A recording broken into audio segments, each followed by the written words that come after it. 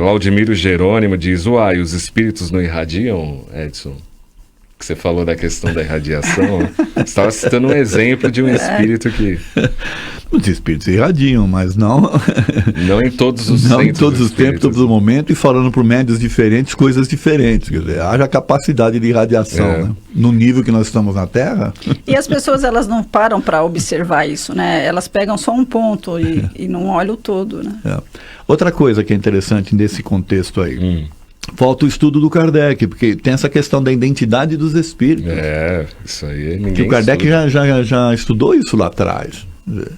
O espírito superior, ele não está preocupado em se apresentar com um nome, com isso, com aquilo. O que interessa é o conteúdo da mensagem que ele está passando. Né? Não se milinda, não vai ficar chateado porque não falaram o nome dele. É como se fosse assim, eu tenho um amigo que ele toca sertanejo e ele fala tudo que é top, né? Então o espírito que está lá no top das paradas, só ele se manifestando no país todo, não é por aí, eles não têm interesse nenhum. Ninguém, não tem nenhum interesse nisso. Nilza Lozada diz o seguinte, o que mais observa é que aumenta o número de espíritas falando besteiras. Vocês da TV Mundo Maior, sempre com disciplina, nos orientam como um alerta. Muito obrigada. Luciano Leopoldo, um excelente 2020 e um grande abraço ao nosso presidente do GEMB, olha aí. Obrigado, Luciano. Seus fãs aí. A Flávia Falcão, de nada adianta fazer ao outro, se dedicar ao outro, se a gente não faz por si. Autoaprimoramento é nosso compromisso primeiro. A Conceição Teles diz o seguinte, é por esses motivos citados por vocês que resolvi afastar-me de centro espírita e continuar a realizar o Evangelho no lar. Sinto-me grata, feliz ano novo.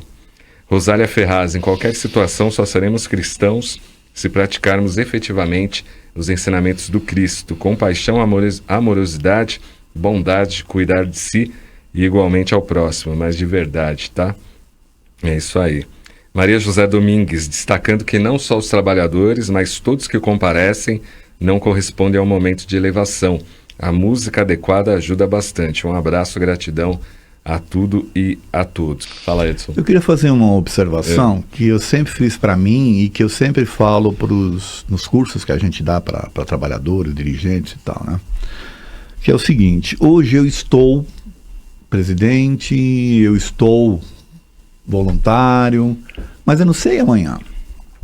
Então imagine a seguinte situação, Cláudio, hoje eu sou reconhecido lá no Manuel Bento, porque eu sou presidente, porque isso, aquilo, porque assumi essa função. Mas digamos que a vida me cria algum tipo de condição em que eu tenha que sair, por exemplo, de São Paulo e morar num outro estado. Tá?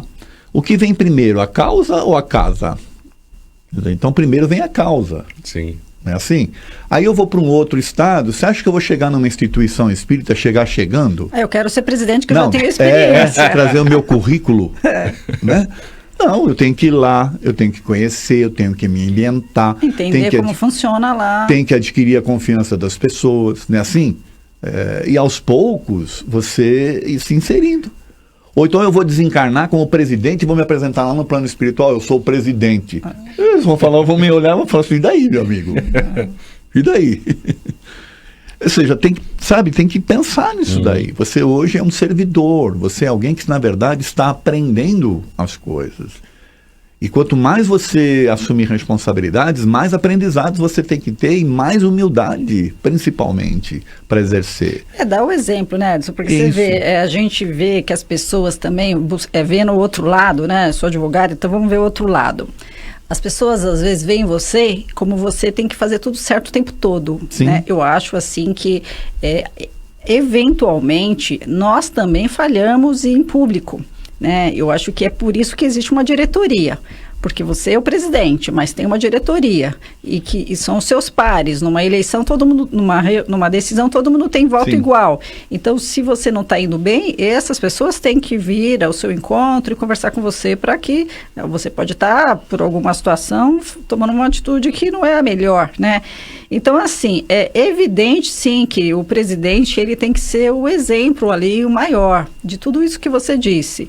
de mostrar o conhecimento, de ter a lucidez, de ser gentil, né, de ser educado com as pessoas, é o mínimo que se espera, né? A gente sabe que na rotina, quando a gente sai da casa espírita, em muitos momentos a gente não faz tudo da melhor forma, a gente fala, poxa, hoje eu fiz isso, não gostei, vou ter que fazer melhor, a gente fica triste com a gente, porque a gente não deu conta daquela situação, foi visitado por sentimentos negativos e às vezes você deu guarida, ficou um tempo ali com eles e depois você deixa eles irem embora, né? Então, assim, o presidente de uma casa, o dirigente maior, ele não é perfeito, então não esperem isso dele. Eu acho que em momentos quando você vê uma pessoa agindo de uma forma contrária, procure ajudá-la. Eu acho que se você não sente a vontade, às vezes, para chegar na pessoa e conversar, fale com outra pessoa da direção, converse, porque é uma forma de ajudar. Vamos supor que você fez uma coisa e você nem percebeu, porque a gente não faz de propósito, fala assim, olha, eu vou desrespeitar o Cláudio em público agora porque eu não gosto dele e vou fazer isso. A gente não faz, mas às vezes você dá uma resposta atravessada ou está num dia que não é bom. Então, eu sempre falo para os alunos, olha, não esperem a perfeição de quem está à frente do palestrante, porque a gente vê muitos casos que o pessoal, olha, eu acho que você não deveria convidar mais essa pessoa para dar palestra aqui, porque eu fiquei sabendo que na vida pessoal dela, ela fez isso, isso, isso. Entendeu? E aí, às vezes, a gente tem que decidir se convida de novo, se não convida. Porque as pessoas olham aquilo e querem que a gente tome uma posição em relação a isso, né? Então, tipo um julgamento, né? Uma vez acontece, eu acho também que a gente tem que olhar que se isso é uma coisa que acontece sempre, pode ter sido um ato falho de um dia, a pessoa ter deslizado e ela está procurando se refazer daquilo, tentando reparar o erro que ela cometeu, né? Agora, se é uma coisa frequente, então, assim, a gente tem que buscar conhecer também os fatos, não acreditar simplesmente. Então, voltando ao que o Edson disse, o controle universal. E, então, evitar as fofocas, buscar a coisa na fonte, tentar descobrir a verdade, tentar ir atrás, dá trabalho, dá, mas a gente tem que fazer isso, a gente não pode ouvir uma coisa e dizer que aquilo é verdade sem investigar, sem ver se é mesmo. Eu acho que a Casa Espírita, o que o dirigente também tem muita responsabilidade é manter a harmonia das pessoas, evitando a fofoca nos corredores, os comentários, né? Teve uma amiga aí que falou, né, das pessoas que ficam falando besteira, então a gente tem que evitar isso, né? Então o dirigente, ele tem um papel muito importante em criar mecanismos para evitar isso. Sim. Tem uma pergunta boa aqui da Flávia Falcão, que ela fala sobre o pessoal que aplica a fluidoterapia e os médiums também, que fumam e usam álcool. Ela pediria para vocês falarem alguma coisa. Então, é recomendado que não beba, que não álcool fume, e fumo, né? Tá certo? Só que você não tem controle da vida particular das pessoas, você não sabe, você dá toda a orientação, você dá toda a base para que a pessoa entenda que o que ela está fazendo, né, algo que ela está se doando, ela tem que se cuidar, tá certo?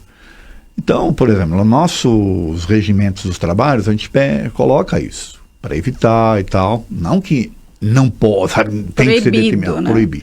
Só que o dirigente, ele tem que estar percebendo isso. Então, se ele chega, por exemplo, na câmara de passe, você não tem como não saber se aquele médio está exalando o cheiro de álcool ou de cigarro, ou coisa que o valha, né? Então, você chama ele de lado e fala, hoje você vai só tomar seu passe. Você não vai dar o passe porque, infelizmente, você... Isso é em condições. Desagradável. Já pensou? Numa câmara de passe, a pessoa vai dar um passe no outro, exalando o álcool, exalando... Ou então, não é só o álcool e o cigarro, não. Às vezes, um cheiro do CC. Ou seja, tem umas coisas que a gente tem que tomar cuidado, infelizmente, porque você está lidando com o público, né?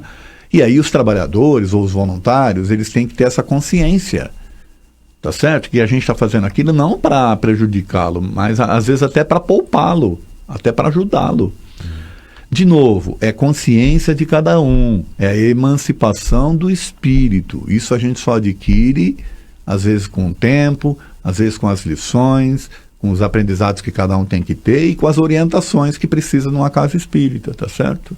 Mas o dirigente, ele tem que, eu acho que intervir, sim, e quando acontecem essas coisas, porque por mais que oriente, a gente é realmente uma coisa muito desagradável. E esse exemplo, porque assim, a gente tem que ir para o trabalho em condições, né? O banho tomado, ninguém quer... a gente sabe que não tem que usar muitos ornamentos, porque assim, ali na hora do tratamento não é você que tem que aparecer, é o tratamento. Então tem pessoas que querem, às vezes se vestem de uma forma para chamar atenção, e na verdade nada, você tem que ser na hora que você se apresenta para o trabalho, tem que ser o mais simples possível, que as pessoas não podem olhar para você, tem que olhar a doutrina, tem que prestar atenção no que você está falando, é o tratamento que vem em primeiro lugar e não as pessoas. Olha, eu quero receber o passe do Cláudio, porque olha como ele está bonito hoje, bem vestido, olha, não, eu quero tomar o passe, receber o passe do Edson, né, porque ele tem um perfume que eu adoro. Na verdade, essas coisas ele tá todas... sempre de terno e aí o passe dele deve ser melhor, Nossa, né? é muito sério esse passe dele, né? Então, assim, a gente tem que passar desapercebido, a doutrina e o conhecimento tem que vir primeiro, o tratamento. Nós somos intermediários, a gente não pode esquecer disso, tá certo? Isso. A obra é nossa, mas ela é muito mais da espiritualidade em si, nós somos só um instrumento. Né? Quando você entra na casa espírita, você é um trabalhador, né? E você tem que...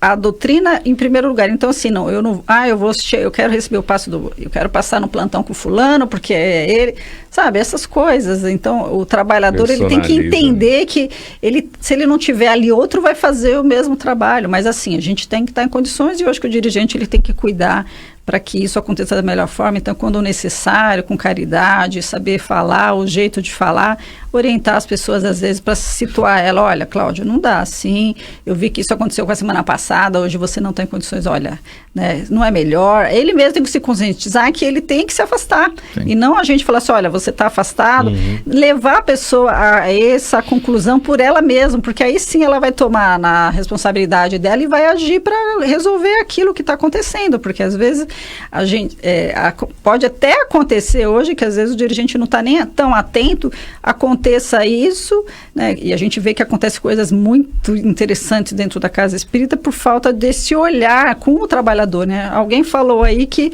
a casa espírita tem que ser aconchegante para os frequentadores e para os trabalhadores. Sim, então a gente tem que estar atento a eles, ver das necessidades dele, ajudar, dar o apoio e às vezes uma orientação nesse sentido para ele, né, voltar ao rumo correto, continuar o trabalho dele da melhor forma, evitando até dele não ser comentado, como você disse, preservando a imagem dele também. Sim, é isso mesmo.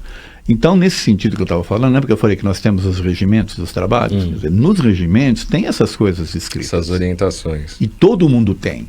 Quer dizer, então, a pessoa não pode alegar desconhecimento. Tá certo? Então, a gente fica bem à vontade para, se precisar tomar algum tipo de atitude nesse aspecto. Já cito o artigo lá. Eu falo, olha, você lembra que tem lá no regimento isso? Então, está acontecendo isso. Aí a pessoa falou, realmente. Então você fica mais à vontade, você não precisa ser impositivo, entende? Você criou as regras, você determinou como é que tem que ser, e as pessoas têm que se adequar. Se ela não está se sentindo adequada, ela mesma tem que buscar outra casa. Às vezes ela não está servindo para aquilo.